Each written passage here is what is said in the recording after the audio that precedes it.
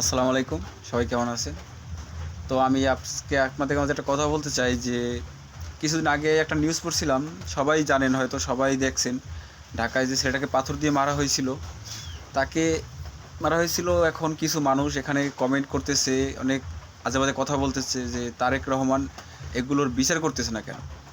তো ভাই, আমি আপনাদেরকে বলতে চাই, আপনাদের যদি কমন সেন্স থাকে তাহলে কথাটা আপনারা বলতেন না।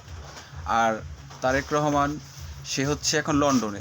সে ওখানে বসে তো আর তাদেরকে কর্মীদের বলতেছে না যে তোমরা মানুষকে মেরে ফেলো, এরকম করো ওরকম করো, আজে বাজে। আপনারা যেভাবে বলতেছেন এভাবে তো তারেক রহমান বলে না। আর তারেক রহমান যখন সরকার হবে ইনশাআল্লাহ, আমাদের সবাই মনের আশা পূরণ হবে, তখন তাকে বলতে পারতেন যে, তখন যদি এমন কোনো কিছু হয় তখন বলতে পারতেন যে আপনি এগুলো দেখতেছেন আর বিচার করতেছেন না। আর এখন তাকে নিয়ে কেন এত সমালোচনা এখানে? আমাদের আমাদের বর্তমান সরকার, ডক্টর ইউনূস স্যার, এগুলো তো সে দেখতেছে। তাকে এগুলো বললে তাকে বলতে তাকে বলুন যে তার আইন আছে, তাদেরকে বলুন যে এভাবে এর বিচার হচ্ছে না কেন, এইভাবে চলতেছে কেন।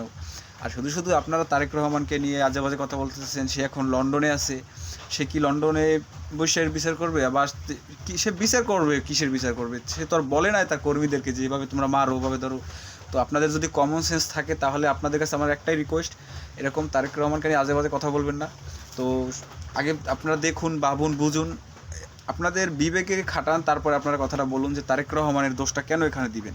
আর সে কেন তাকে সে দোষী হবে।